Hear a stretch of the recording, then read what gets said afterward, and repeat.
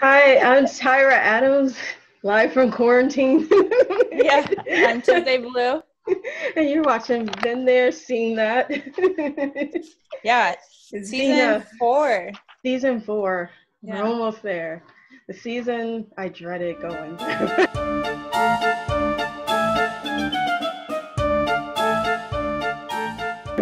We have two more left after this. Two more. And it's two more is pretty dope.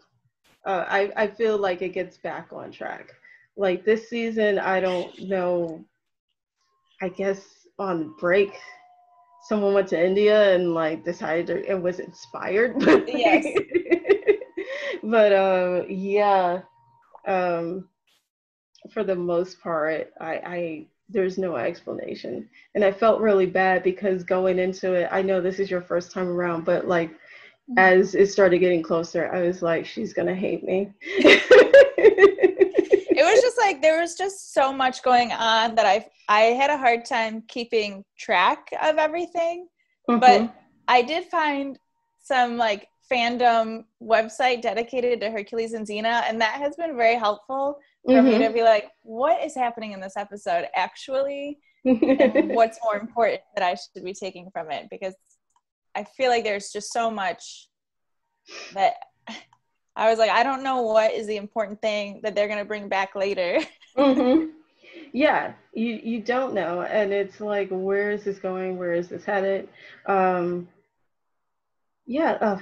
First thoughts other than that on the season before we get started. Oh, my one of the notes I had was, why is the show acting like Gabrielle hasn't been relatively anti-violence?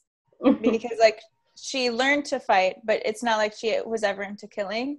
So it Mm-hmm. was interesting watching this as they're like, she's like really anti-violence now, Mm-hmm. but I feel like it was presented as if it was a new idea. Yeah, yeah.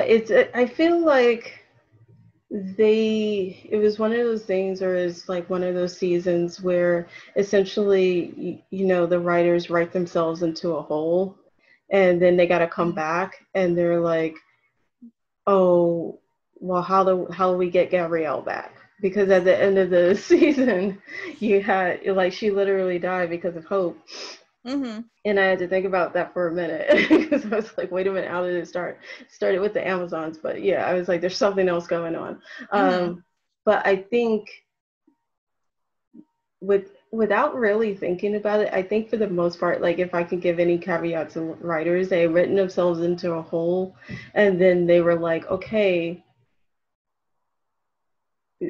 what is the ramifications of what has just happened?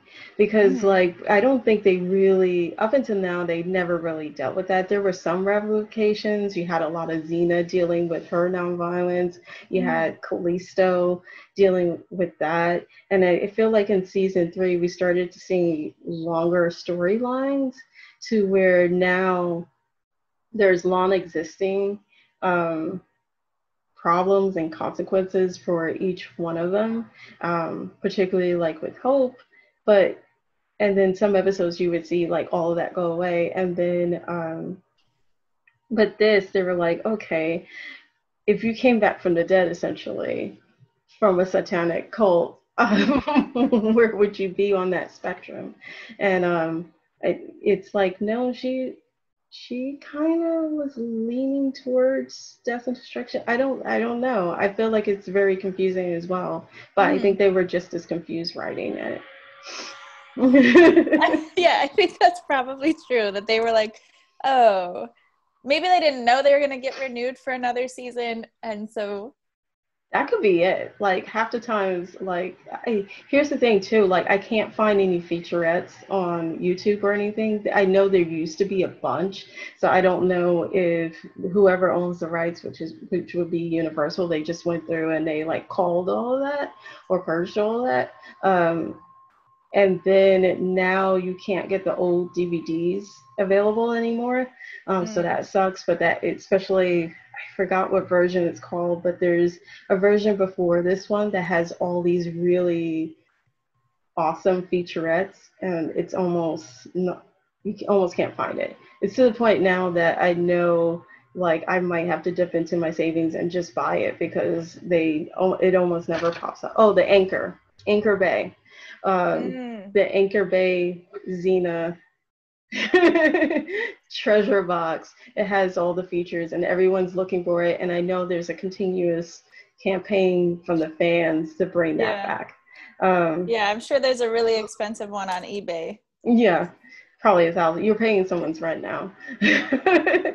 But yeah, it wouldn't surprise me if that's what happened. They didn't know if they were up for renewal or not, or maybe negotiations, and it's always a possibility. Mm-hmm. So I do want to give credit to Renee O'Connor because she had clearly been working out hard. Yeah. Sometimes I was looking at her and I was like, oh my God. That's another thing. I've been watching a lot of 90s TV between this and then Living Single. But the bodies back then, they're just like juicy. We talk about thick bodies now, but they're like juicy. Like those are thick, full women. And it's Renee O'Connor, like, oh my God, like her, I don't even know what her workout was like, but she's solid. Yeah, you see her muscles, yeah. And then towards, I think there's an episode in a cave. It's the yoga episode. When they're in there and she's like just taking off her shirt just to dry because they got caught in a rainstorm, and I was looking at her back. I was like, oh my God. I remember audibly being like, oh my God, Renee O'Connor. Yeah, she's fit. I was also thinking like that's just a lot of pressure too, because like Lucy Lawless is more covered up in a way because like her midsection's not revealed, but Renee O'Connor's like always got to look good for the filming. Yeah, and she has like, I remember Renee O'Connor for a couple of years in a row won TV Guide's Best Abs or something like that. Oh, nice, good. It was well worth it. Yeah, because I think as that was going around, but yeah, she was like one of the best built, and you could tell like it's full. It's not even a look, like she is built for fight scenes. It's almost like she started working out with the stunt coordinators rather than with just a physical trainer just to look good. It's like, no, I want to be able to do more, which ironically then they pulled back on. Yeah, she needed practical strength. So what did you think, like starting out with the Amazon episodes, which is like Xena wandering around, walking the earth like they did a Vogue? I wrote like, wow, without Gabrielle, Xena is a hot mess because she's like aimless and doesn't really seem to have true focus anymore. So it was an interesting start of it, but also with like this Mariah storyline coming back. I don't know what era we went back to, like pre-Gabrielle, I guess. I was not totally confident in what was happening the first few episodes. Yeah, I think that's understandable because I feel looking back, because really that's the first time I think there was a lot going on in my life at the time that was going down. But I think I even consciously skipped those episodes first time around. So this was really, I was like, oh, Gabrielle's not back, so I'm not going to watch it. But Mariah's, if I could time it, just because that's when Xena's getting pregnant with Solon. So Solon had to be, if that was 10 years ago, so like 11, 12? So 11, 12 years ago? It's confusing also, though, because they're presenting it as if it's like not a dual timeline episode, or actually the first like two, they do it. And it's like, I think we're jumping back and forth in time, but it's really not clearly represented. Yeah. Yeah, I think time-wise, it's after Lama, because her leg gets fixed.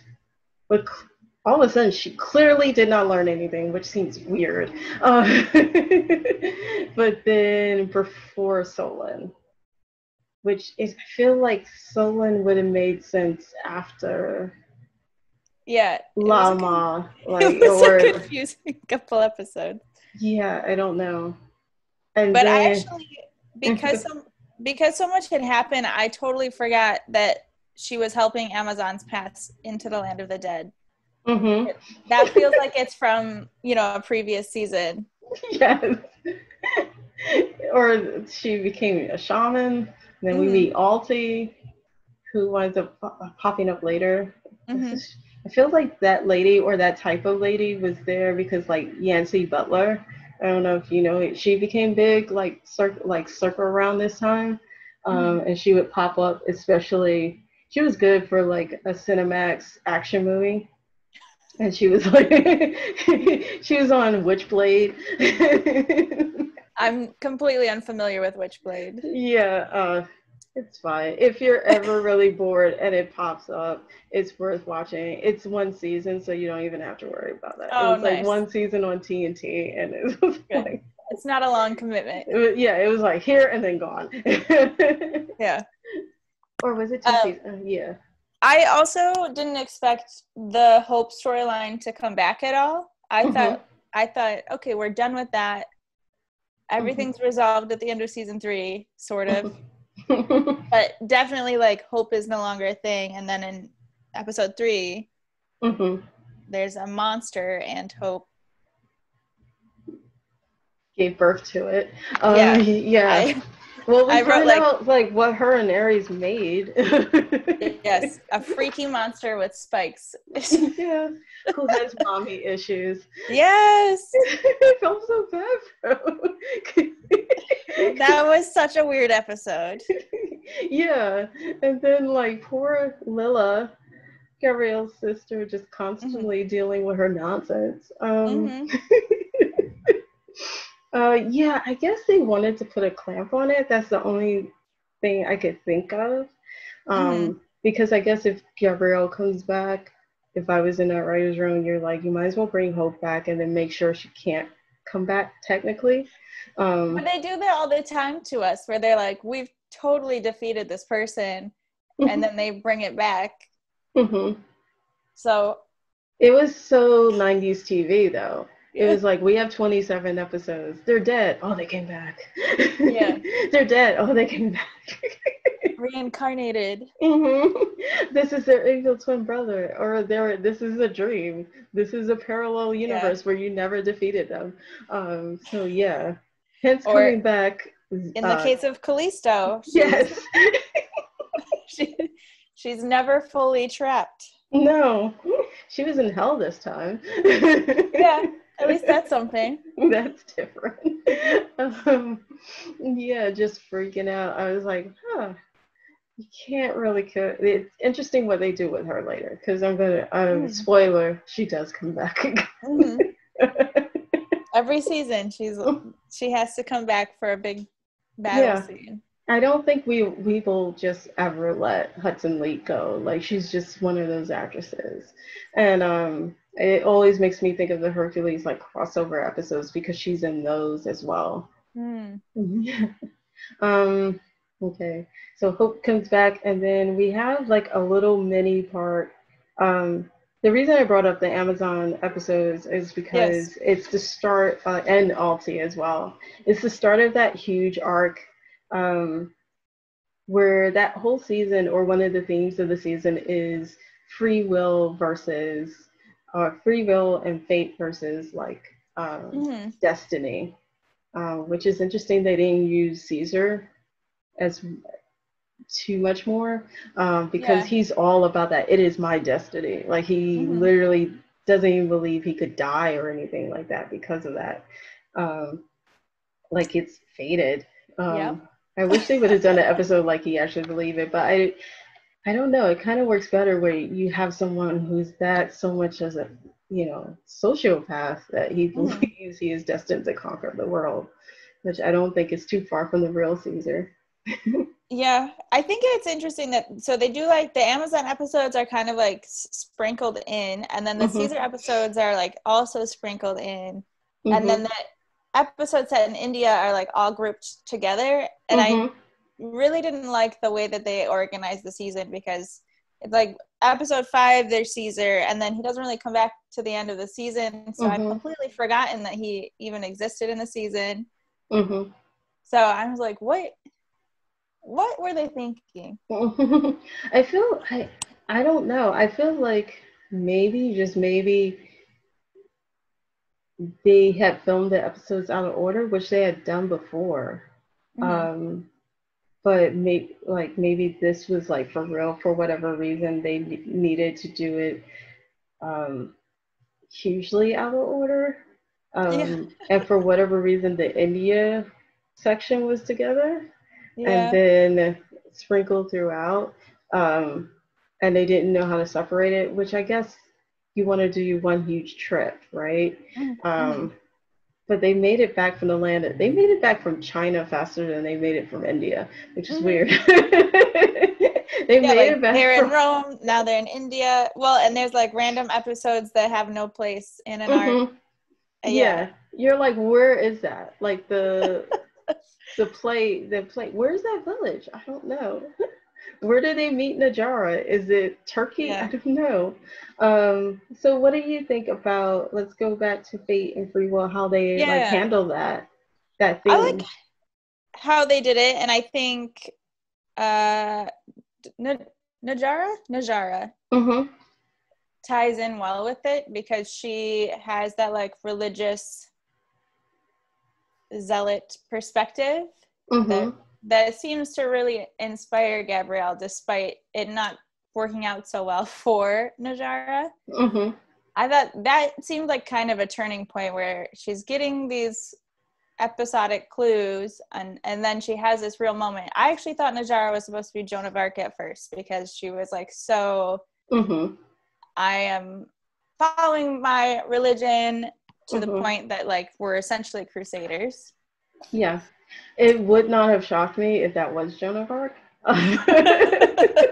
Let's just be real, right? Because they do not care about time. But I feel like she's very much inspired by Joan of Arc. Yeah, what did I write?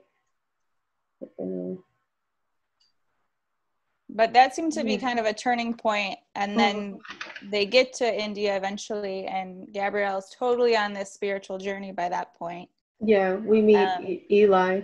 Yes, it was great, because I know him as Lassiter from that TV show Psych. So it was nice to see him in a very different role.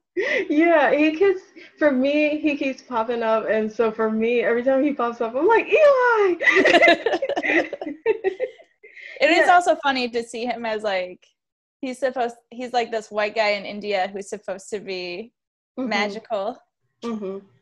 He starts out as a charlatan, which turns into a shaman. Yeah, and turns out into a shaman, and gets serious really quick, like full on. I am Jesus. Yes. He has a full come to Jesus moment and becomes Jesus. But so does Gabrielle. Yeah, so does Gabrielle. She thinks that she is God also. Yeah. Oh, man. But let's start with Gabrielle, because it really is her season, which I feel like step 1, we get her back. Right. And we're confronted with the demon baby, which, is harrowing for anyone. You know, I can't imagine the trauma comes back. Like she's like, I don't know. I just kind of landed somewhere. It's really like magic happened.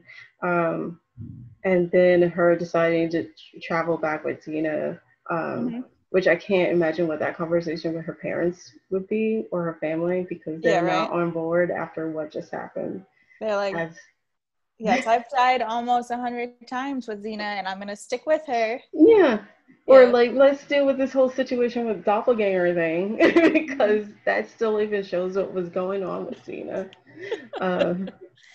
Then we have that Caesar episode where she's still, I guess, she doesn't full out want war, but at the same time, which this is like the point where I was like, Xena's kind of a dick, like again, because you have Gabrielle, and Gabrielle makes sense. I forgot what I wrote down, but like I didn't write down, but the whole idea of like we once again have to deal with Caesar. And this BS. And I got to deal with you wanting to fight him. Not only him, but now we have to fight Pompey again. And like, I'm kind of done. And Xena, once again, you're like, we just went on this whole journey to find Gabrielle. You're a hot mess without her. Why aren't you listening to her again? Or being in her headspace where she's like, I don't want to fight this war again, because now you're legitimately mobilizing everyone, I guess with kind of good reason, to fight this. And then I forgot, is it Najara where she absolutely does, that's the turning point? I thought that was for her the turning point, because it seemed like that's when she was more, I guess, defiant to Xena and how Xena operates. I was trying to like go back into my like notes. I was like, wait a minute. Najara is before and after India, so that's a nice contrast. I feel bad for Gabrielle because there doesn't seem to be a cult that she's not willing to join. I know. One of my final notes was like, how is she still this naive? Yes, it's like red flags. Like they are way too happy. Once they got to the campfire songs, I was kind of team Xena. It's like that's way too happy. But yeah, I feel like it was really interesting because clearly Najara had some type of love for Gabrielle, or was like in love with her. And I don't know if it was like a narcissistic way where it's just a reflection of what she felt Gabrielle was giving to her. Or was this a romantic love, or what? I'm not certain either, because it seemed like Gabrielle looked up to her as the new Xena. Or Xena 2.0. So, but I'm not sure really what Najara got out of it besides a disciple. She seems rather, I mean, she does go to try to find Gabrielle after that and becomes a little obsessive. The only reason I feel like Najara sticks is because you really don't know what her deal is. Like, it seems both sides of that personality could be true, and that's what makes her scary. Because she makes a lot of sense, and then by the end of that episode, something is clearly wrong. It's like, I was up with you. He's like, let's turn these guys around, right up with you. Okay, let's take down this warlord, right up with you. Okay, we're gonna start a hospice. Oh, this is a cool chick. And then you're like, let's kill everybody. Wait a minute, like it's just because he's like, hold up. And the fact also, like, she was on equal par with Xena, which I feel is really interesting. And that Xena figured out pretty quickly that by having Gabrielle in the mix, Gabrielle distracted her, so clearly Gabrielle is going to distract Najara, and that's an interesting thing. And then we have sorry, go ahead. No, I was just going to say, like, more on the fate thing. So that is episode 8 where we meet Najara. And then it seems like it's episode 9 where Xena's visions start recurring more frequently, that they're both gonna die somehow. That's the episode she tells Gabrielle, right? Finally, I'm not sure if she told her in episode 9 or if it was later, but it's definitely like you saw Xena was more worried. And I don't remember who Calliope is, but I wrote that down. Calliope. I don't remember either. I feel like, is that the one where it's another Boreas flashback, right? It could be. And yes, she gives because birth. there is Yeah, also drama with Boreas. Yes. yeah, she gives birth to Solon, Mm-hmm. and that handmaiden that she had, which was very confusing. I couldn't tell if Xena had taught her, but it seems like that chick was like catfishing the whole time. So, Yeah. I think at the beginning of that episode, Xena tells her, but not the whole thing. Basically, I had this vision. We're circling this mountain. I saw in my vision, and plus already part of it, which is like I think one of the marking points was Najara almost killed her. So that was part of it, and now it's clear that they're on that path. And they're trying to break it.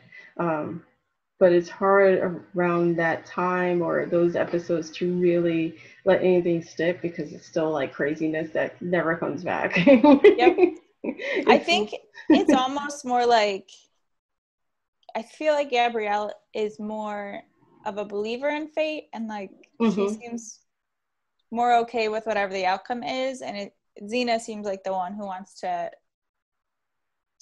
fight fate or continue her free will so that she can do what she wants. Yeah, I think another way to look at it too, like it just popped in my head that as far as Gabrielle is concerned, she just died. Things can't get any worse.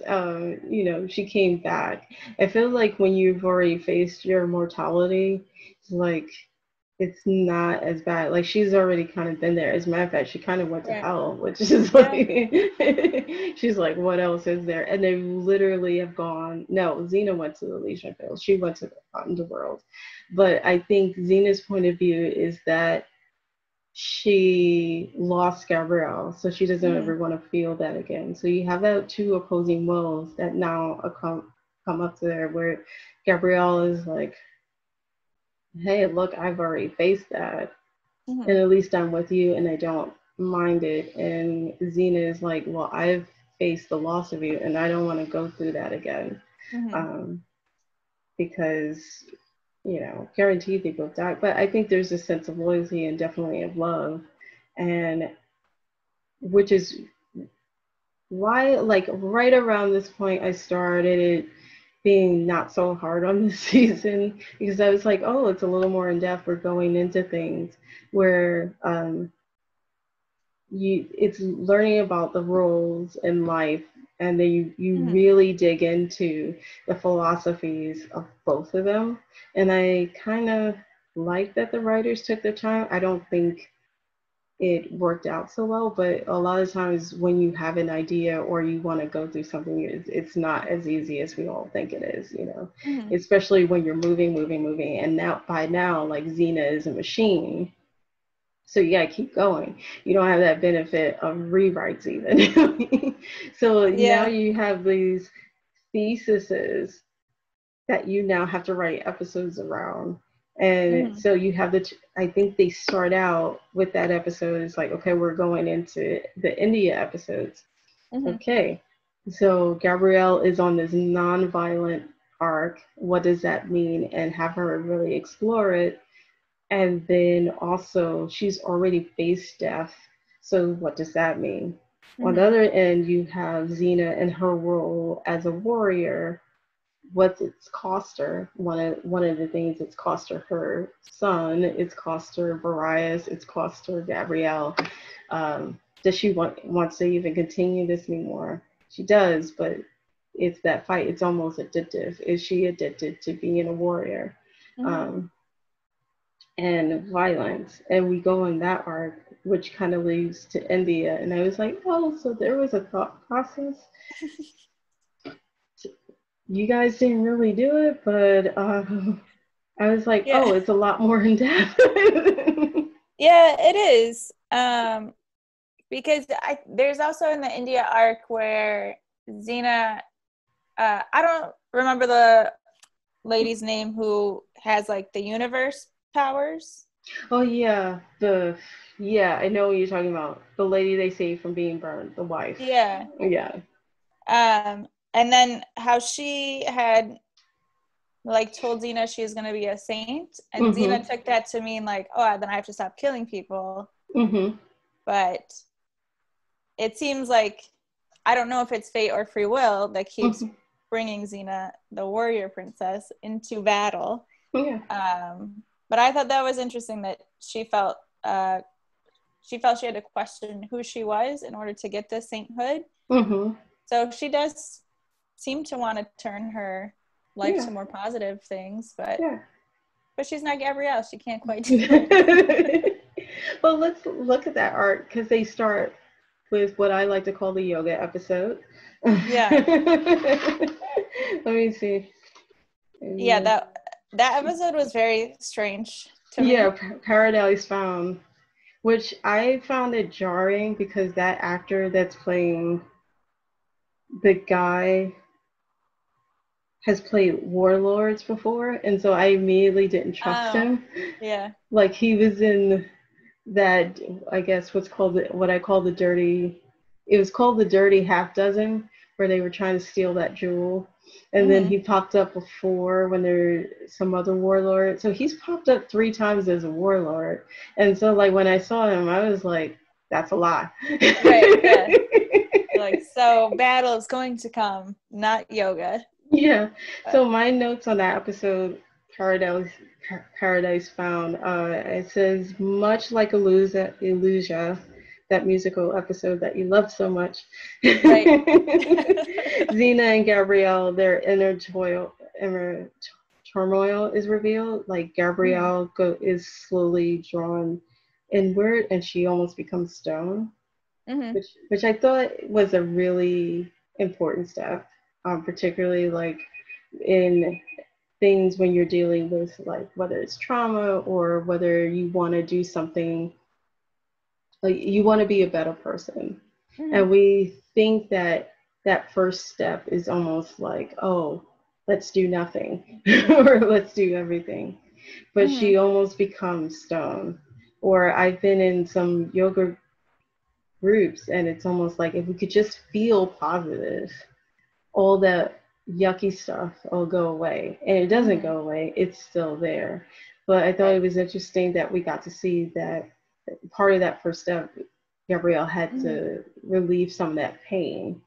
And they almost became, you even have that yin and yang symbol, which I love, where Xena is just working out because she has all this aggression, and Gabrielle is just on the bed, like, zenned out. It's not even zenned out. It's like false enlightenment. It's just, you're just blanked. I feel like I'm trying to find a word that you know what I'm saying, where you feel like, oh, because I feel this then, or it's just almost like a Xanax or something like that. But you didn't really get to the nitty gritty of what's bothering you. She's not actually at peace. No. Not yet, anyway. Not yet. I mean, she relieved some pain, which I was, good for her. Her failure as a mother, which I didn't even think about that.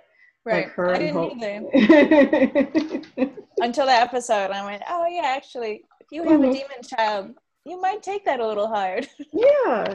And then not having a relationship with her, and the fact that Hope is almost still trying and yet not able to have a relationship with her son. Like, she just cannot even hug or touch him. Yeah, I did like the episode because it made, I feel like oftentimes we can say Gabrielle's kind of like an airhead. But in this episode, we're seeing that Xena's the one kind of losing her mind, while Gabrielle seems to have it more together. Not necessarily the case, but that's how it appears. Yeah, and then we just see what happens when you do the polar opposites. If you're on the scale of like 180 and you completely do this denial piece, like it's almost 2-piece, you can turn to stone and you become inactive. Or you do the whole Xena, you almost become a monster version of yourself, which kind of takes the viewer out. It was wild. Like, what was she doing? She killed a bird in the garden or something? Yeah, that was the start of it. Okay. She's going all out right now. Yeah, and the buck teeth, it was just like, I can't even with this show sometimes. I don't know. I didn't expect like that was actually going to lead into an India arc, because in the episode, Gabrielle does say that she would like to go to India. And then I just was like, okay, so they did yoga. I guess it's over. But no, the next episode, they actually go to India. Yeah, the Devi, which Eli is introduced. And then we get a little peek at Gabrielle's dark side. Yeah, she is confused for a goddess and loves the attention for it. Yes. Yeah. And becomes possessed by a demon that is like, oh, well, that's weird. Like when you're possessed by your pain, right? Like, and the start of conversations of Xena trying to get her back, but now has to just kind of whack-a-mole her friend. Yeah. But then it was nice to see Gabrielle feeling self-important and not feeling like a sidekick. So she's like, I'm the real hero in this episode. Yeah. I think it's curious that that doesn't pop up when she's with the Amazons, and I think because it's not her natural go-to, it's something she could grow into, but it's definitely that she can feel self-important about, because, oh, I'm healing people. I've done the things that I've always wanted to do, and it's my way, and it's my turn. And so you go along on that arc. Yeah, it's peaceful and it's good, and it makes her feel good about herself. Yeah. And then we have an exorcism. And then the next one is the one you were talking about, Between the Lines, where, you know, it's basically confirmed that Xena and Gabrielle are soulmates, which, you know, that's cool for them. Yeah, I thought that was a funny reveal, because I felt like this season they were acting more like a couple than they have previously, because like we get that they're really close best friends, but this episode it felt more like, oh, okay, like they're a couple. Yeah, I don't really, I mean, because I was young, but I don't really remember the climate around Xena and Gabrielle. I know there was like a lot of talks about it. I know that's the first time, like, when that's right around the time Ellen came out. And there were even some Xena Gabrielle jokes around there, but it was always around, you know, even on that time you had SNL where you had like the ambiguously gay duo, but it was like you can't say you're gay, but everyone, it's, you know, it's that whole don't ask, don't tell culture of the 90s. It's like, don't say you can be gay, just don't say you're gay. So I feel like Xena and Gabrielle, because they also had the added, it was really a double-edged sword, right? Being syndicated. You're a syndicated show, so you have a lot more freedom because you're not tied to a network. You don't have a network boss. But at the same time, as a syndicated show, which is not really the television culture anymore, you've got to make sure that show is sold. And who are you going to sell it to? Can you sell it in the Midwest? And that was always the thing. We can't have a black protagonist because we got to sell in the Midwest. We can't have these doing blah, blah, blah, because we have to do that, or we got to go sell in the South. So I feel like they pushed, knowing the audience that was starting to look at them and starting to push it more and more, because they had definitely understood they had a lipstick lesbian following. Those are the ones that really, the power lesbians really went for Xena. When that started popping up, I think they tried to push it to as much and like let anyone who just did not want to know or listen be like, look, I can be soulmates with my friend, my best friend or soulmates. It's like fried green tomatoes, and you're like, sure, whatever. But now you look I'm not going to ask any other questions. Yeah, I'm not going to ask any other questions. But now looking with today's eyes and coded culture, you're like, yeah, they were definitely lesbians. That was a couple. And by the quite Yep. honestly, people, I could still hear that, like, they're like, Xena and Gabrielle weren't gay, or it's like, are you tripping? Because by the time 5 and 6, nah, they're together. They Yeah. started leaking that code. Like, they can't live apart from each other. No. And they're so intertwined that they, at the end of the season, when they die, they're still together. Yeah. In modern times, Like, they reincarnated together. mm-hmm. Again. And so you feel comfortable Yep. with it. This time, Xena's a man.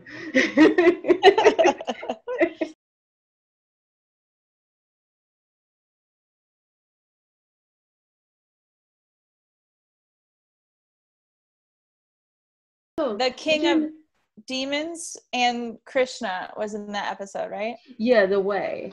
And I don't remember it being a big thing when that happened, that the episode was pulled. Like, no one talked about it. They just kind of pulled the episode and then it was put back. I feel like it's talked about more, but I don't remember there being They pulled it because of brown face? You would think. No. Or because... Oh. Like, what are the many reasons? Was modernized, yes, they should have pulled it because of that. Oh boy. Well, I think it's that episode where they have like we made this episode to showcase Hindu culture. Yeah. And we mean to honor it and not insult or whatever. Yeah, I think you're not supposed, much like Islam, you're not supposed to depict them. If my research is correct. And so, like, and then a whole bunch of people wrote letters, which, I applaud them. I mean, they kind of took it down. Like, it was only added back now, as far as anything else. And I think, at the time, if you think about it, it was the 90s. They could have totally been like, F you, to have some respect. No, like you said, the brown face, but no one protested that. No, I guess the 90s were like, we can only fight one thing at a time. And this time we're going to take on that you're not supposed to depict the gods. Yeah, and they could have totally been like middle fingers up, but I like that they just listened and they pulled that episode, because it is kind of a weird gap, because I kind of remember coming back later in the episodes and being like, why is Eli so important, or what happened? Right. It just felt like I missed something really quick, and then it was like, oh, this is happening because blah blah blah. And it's like, oh, it's in this episode. And then also the culture too, because that's when like Madonna's, started doing Kabbalah, and that was like the ray of light. Alpha, Sting and Trudy Schuyler, they were talking about how they were doing Tantra and having sex for hours around time. And I just remember, like, when Madonna was wearing, because, like, the red bracelet for Kabbalah, and it took me a long time to understand that was more than just a bracelet. Because I just thought, like, she's a celebrity. She's going to do whatever she wants. Yeah. And what she wants to do is wear this bracelet, but it's deeper than that. Yeah. I feel like that whole Madonna Kabbalah thing is the same way you could explain the India episodes to Xena, where someone took a class somewhere, was like, this changed my life. But it's clearly the most bougiest thing you could do. It's not like the real whatever you could do. Like, I'm going to wear this bracelet. Oh, what does it mean? Oh, it's, it's Judaism, is a mystical, like, Judy. You wouldn't understand. You have to come to the temple, which we have every Friday night. Yes. Gets kidnapped by the demons. And Man, the ape man. Oh yeah, Haruman. Haruman. He looked like a Yeti to me. Yeah. He didn't really costume that well. I just always remember that god from the Rama Yamala, because he helps rescue Sita. But that was never my forte. I just remember when I was actually really doing yoga and talking to a whole bunch of people, like, it was on the list to read, and I read like part of it. But as a nice, like, if you're like, I'm interested in this but I don't want to do it, a movie called Sita Sings the Blues, which is like about the Roman Yanua, and that way you don't have to read it, and it's really, really cool. It's animated and it tells the story of this woman, the woman who directed it and animated it, about her breakup and how this story healed her. And it uses all blues music.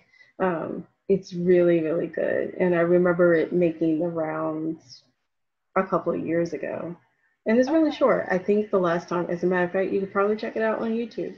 But Sita Sings the Blues. If you've ever been interested in the Ramayana, but you're like, I don't want to dip into it, or I don't have the time, watch this. And then if you're more interested, just... All my answers. Yeah. But Haruman, he's the helper. I don't want to be disrespectful, but I know he's part of the Hindu pantheon. Yeah. I know somewhat about Ganesh, but that's about it. Yeah. Yeah, I thought that was really interesting about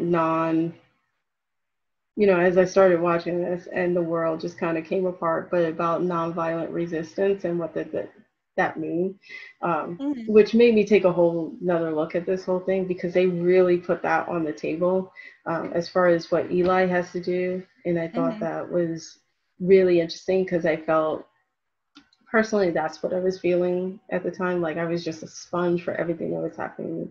And yet it was like, what do I do? Do I go to a protest? Do I do this? What do I believe? I'm angry. I'm feeling all of those things. And to have Eli actually explain, or to have the explainer of that point of view of like, no, he's not emotionless, just as Gabrielle was in that yoga episode, right? Where she's turning to stone. It's not the absence of emotion. No, Eli is feeling everything. And the task before him is so horrifying, of like, I'm gonna like take up this role and to actually go out and create social change in a world full of war. And what does that mean? Especially to say you're gonna be nonviolent and do that. It's horrifying. And then you have also Gabrielle, who wants to do that but is not quite there, and showing why she's not quite there, I thought that was really, really interesting. And then it was like 2 episodes later, I think Eli comes back, and Gabrielle does have her like at peace moment despite being in prison. Yeah. Yeah, she did nothing. You have the interjection of Amaris. I mean, it's a very interesting march up to that, because that's the episode, like, you finish with that whole Eli. Xena's like, I'm a warrior. Gabrielle's, I'm going to do this nonviolent thing. I got some things to learn. And Eli's like, I'm going to do my nonviolent thing, and I'm going to Jesus it up, Like, I'm just going to do that. And then you have the death of Ephany, and that becomes a new thing. Right. Gabrielle has to go to the Amazons. And she's now nonviolent. I did really like how Gabrielle said something like she doesn't want to have to push back anymore, and because Xena's her girlfriend, she was like, you never have to push back when I'm around. Yeah. And I was like, yeah. Yeah. I like how she defends her so much. Like, not for nothing, in that Amazon episode, Xena and Gabrielle are like popping up. They're like thunder and lightning. You could tell like the best parts of their relationship in that, because Xena gets it. She's like, yeah, no, you don't know Gabrielle. You shouldn't be talking about her like that.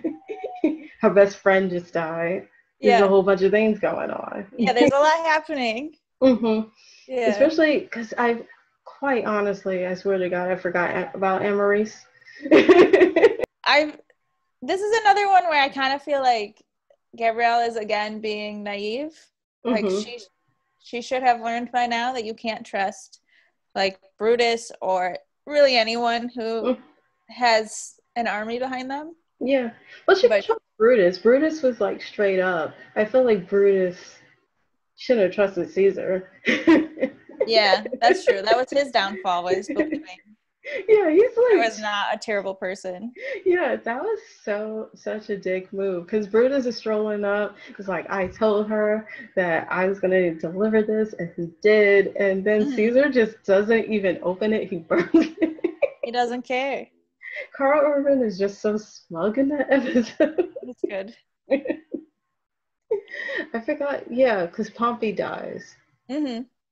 Yeah, Yeah, because he is beheaded. Xena did it, right? Yeah. Yeah, yeah. I forgot. I was like, wait a minute. Am I? Yeah, because I feel like there was a turnaround. Um, yeah, and then we go for that, and we just go straight right into, oh, we have our destiny down. Now we have to go into this, Hmm. and Yeah, and Gabrielle's just go ahead. I did like that Gabrielle realized that she wasn't a good leader for the Amazons, and then Hmm. passed on the leadership role to Chilapa. Hmm. I thought that was cool. Yeah, I always think about like what are the rules because I feel like they are really like no, you have the hand of trust. I forgot. Right, cast of hand. But Gabrielle keeps leaving. You have the right of cast, and they're like serious about it. It is tradition, and you would think at this point they would just pick a new queen, but they're Yeah, like, no, you're an Amazon. like we know you don't really visit us ever, but we still want you to be our leader. Hmm. Yeah. And it's like, I don't know what the rules of this. What is the paperwork for this? Yeah, right? I don't think there is paperwork. I think it's just like that leaf crown thing. Yeah, it's like Gabrielle is an absentee landlord. What are you Yeah. doing? She'll pop in now and again and be like, oh, yeah, you guys should do things this way. All right, see Mhm. Yeah, yeah. It's like, what is going on? ya. Yeah, she just snaps in that episode when Xena goes down. Yeah. Like, Hmm. oh, Faye is down. Like, nah. Hmm. Like things are getting serious. Hmm. And Yeah. like really snaps. Like I think of that episode and like how she just goes in like stabbing dudes. Hmm. Yeah, it's so much for her nonviolence. Hmm. Like she goes hard. Yeah, they didn't even. It was not. It was like instant hands. Like Hmm. she had that moment of enlightenment, and she was like instant hands. Like nah, Hmm. don't even think. She didn't even glance twice at the door. Like usually you have a character moment where they look at the door and they look at the front. It was like no, instant hands. Bye. Hmm. And she did that in the Ides of March episode too, Hmm. when Xena is paralyzed, Hmm.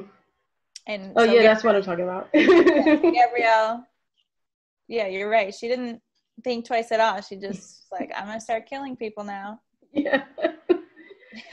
Which is Eyes of March is also the return of Kalisto. Hmm. And the introduction of possibly the devil. I don't know. Is it? Yes, the king of hell. Yeah. Is Did that the devil? I don't know. yeah. How did you feel about it? Did you feel it was like the return somehow of Dayhawk or like which would have been an easy out, like quite honestly. Oh, actually, yeah, I didn't think about that at all. I was just like, oh, Kalisto's back, of course, and Hmm. I didn't really focus too much on the king of hell thing beyond he's what let her escape. Hmm. But Well, that's as I think far as he's my brain went. yeah. I think he sent her up there to make sure Caesar was emperor, which he should Yes. have done more in-depth instructions because like immediately after Probably. being crowned he was dead. Yep. I was like, oh, that's why they introduced Brutus, because of course, Et tu Brute, right? Yeah, I yeah. am surprised it took Kalisto so long to make a deal with the King of Hell, because she's making deals left and right just to get what she wants. Yeah, especially I guess it's a different ball game than the underworld in Hades. Yeah, maybe. They see it's a different level of respect. Like if you think about it, like on the Greek god side, like you just full-on fight with one of your gods. Like everywhere else, it's like a little more respectful. So maybe that's it. Because that is a good point. It's like, why didn't she make a deal earlier? You think she would have got out of that, but I don't know. Maybe they introduced a new form of torture. I don't know. Maybe she just had to go a little bit crazy because she did. My first note was like, oh, she's back and she looks awful. So fun episodes. What any other episodes stick out to you or you want to talk about? Let me see. There is one I really like. Oh, I did like the Aphrodite one because it was just silly. Like Aphrodite doesn't think she wants to mother, and then she's being a godmother, and is like, oh, I really like this. And just because she's a funny character, so that was like a nice fluff episode. Yeah, I think there's two or no. I think that's an episode before in maybe season 3 with the bells or something like that. But there's a couple of like Aphrodite. I think that's the second one. I feel like there was another one in there, but sometimes I mix up the Aphrodite ones. Yeah, I don't know. I don't remember there being another one, but I just remember this one, and it was like Cinderella type storytelling. Yeah. Because Gabrielle, like Xena uses Gabrielle's shirt as a rope. Yep. It's so upset. It's just like I'm just more envious that she was able to set up a shower somehow in the middle of the woods. Yeah, it's funny. I like that she's like, my shirt's gone, and Xena's like, oop. She's always doing that. She's either using the scrolls as toilet paper, or it's like, how does this relationship work? Yeah, because Gabrielle has a lot of patience. Yeah, I do like the relationship between Gabrielle and Aphrodite. I feel like she's literally best friends with love, you know, and I think that's a cool thing. And it's introduced organically, and they both see each other as kind of cool beings. And I feel like, you know, you also get that balance of love and war, because if Ares is always after Xena, then clearly Aphrodite is going to be on the Gabrielle side. Right. I think that's cool. Yeah, she's going to be around. Yeah. How did you like the play episode? The only part I really enjoyed was when the centaur said he doesn't play animal or like four-legged creatures. And I thought, okay, that's funny. But those types of like that episode and the last episode where they're in like modern times, like I don't really care about them because they're so over the top ridiculous to me. Yeah. That it's hard for me to sit through 45 minutes of it. Yeah. And like we almost got away with no Ares, but that he was like, nah. He always has to make an appearance. And he had shaved or something. It was like weird. It was something weird about his appearance. I think that either something about the beard. He hadn't shaved. Maybe like, it just didn't do like It was a new it was a new fade. Yeah, not quite the same. Maybe it's a different like hairstylist. Didn't quite get it. Yeah, quite. I think another cool thing about before we end, the daughter of Palmyra, were the Horde, because they continuously pop up, and I feel like that's an interesting episode always when they pop up, because it feels very almost problematic now, because clearly they're indigenous people. Right. But then again, with Xena, you can't really tell. But like, I feel like they would be Germanic or something like that. They're clearly just like the other. And then the whole thing of that girl and what do they do, that whole conundrum of what do they do about her, and having her explain why the Palmyra are, she's like, no, we're not this, we're this. And what from her point of view. And like, no, this is my dad, and this is why this is honorable. You're not my dad. And I thought that was like, well, this is an intense episode. It was. At the end when she chooses the Palmyra over her family, I was like, oh, that's not it. that's not what I expected from Mm-hmm. how Xena episodes are written. Mm-hmm. It's normally like, we saved the child goes back home and is incredibly grateful. Mm-hmm. But this one was like, no. No, this is my dad, and you get to keep my doll, so you feel Yeah. good. But yeah, the fact that they do away with that really quick, like towards the beginning of that episode where she's not Mm-hmm. having it and she starts screaming and she Mm-hmm. tries to explain to herself, and Gabrielle, which I can't tell which point of view, they never come out and say what point of view she was. No. Or where she was coming from. I mean, her point of view is there where she's like, no, she needs to be back with her parents.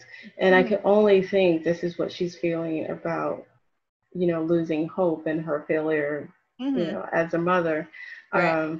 and why she's so on board with it. Because it was almost a little uncharacteristic of Gabrielle Mm-hmm. without having the explanation of this is why I feel, Mm-hmm. blah, blah, blah. Yeah, because she would normally be like, you have to follow your heart, or Yeah. whatever you feel is right. And this one is like, no, your parents, Mm-hmm. you need to stay with them. Yeah, because even in the previous Horde episode, which is just like the season before, like she was the one that defied Xena and started, giving water to the fallen. And that's how they were able to explain the Horde. And she was always like, you don't know, like, if they're truly like this or not. But in this Right. one, you had Gabrielle being like, no, this is how we do it, or, Mm-hmm. somewhat doing good badly. And I feel like that was a lot of that was a lot of a theme you could say for this Mm-hmm. season, whether it's Yes. like thematically, oh, we found this really cool culture, I went to India this summer, found this really cool culture, we're going to put it onto the show, and not really understanding what appropriation was. Right. Doing good badly. It's like, yeah, you can share it. Like maybe you can hire more of the writers or get a consultant in or something like that. Mm-hmm. And the same goes for Gabrielle, where they did hit on some points where it's like, well, this is really cool, but Najara is not the person you should be following. This Mm-hmm. yoga thing might be a really cool thing. It's allowing you to release all this like pent up emotion that you've been holding back. Yeah. But you can't be made out of stone. Mm-hmm. It's really cool to maybe follow Eli, but if you're going to do that, you can't follow Xena as well. You're going to have to make a choice. And if, whether it's nonviolence or it's the way of friendship, and it's the way of friendship, you're going to have to really decide. So, Xena season 4, how not to do good badly. Yeah, I think that's a good summary. Anything else? I think I got nothing else. Right. Other than I really like Autolycus. And I like when he pops up in episodes. Oh yeah, I forgot about it. Thank you for bringing that up. Mm-hmm. Especially that murder mystery one. Yep. That was funny. He pops up 3 or 4 times. Bruce Campbell is always a joy. Like, I love Bruce Campbell. Bruce Campbell is the shit, was the shit, will be the shit forever. Yep. I watched most of Burn Notice just because he was in it. Mm-hmm. I was like, yeah, Bruce Campbell. made it a good show. Yeah, I feel like Sam Raimi was the imprint for me going forward. Like, if one of these after shows up, you stop everything. Mm-hmm. Sam Raimi's directing, which is it's so cool. He might be directing Doctor Strange. I'm so excited about it. Yes, if we ever get out of quarantine. Yeah, right. It's only for that month where Xena is still on Sci-Fi every Thursday, but they only did that for a month, and that was kind of fun to see them and have Lucy Lawless's mom pop up. Oh, that's cute nice. as pie. I like that. Yeah, and just see them at home, and I think see them as normal people where they're not Xena and Gabrielle. But I was like, isn't Lucy Lawless blonde now? Like, she looks completely. Well, she's a natural blonde. She looks so different when I see her photos of her now because of the blonde hair. Yeah, like to know that Lucy Lawless is actually a natural blonde, I'm like, oh yeah. Like, it doesn't look as good as your Xena hair color, that dark brunette. Yeah, could you put that brunette back? That's funny. But no, yeah, this was a wild season for sure. It gets better. I do like season 5. Good. Season 6 is like, this is the reason we were getting canceled. But I guess that makes sense because season 3 was also kind of a little bit all over the place. So the first 2 were stronger. The middle 2 are a little bit wild, and then resume some normalcy. Yeah. I really like season 5, and it's pretty solid all throughout for like various reasons. So I look forward to see what you see about that. I'm more comfortable sending you into that season than anything else. Phew. Anything else? Nope. Okay. Thanks for watching. Yeah, thank you.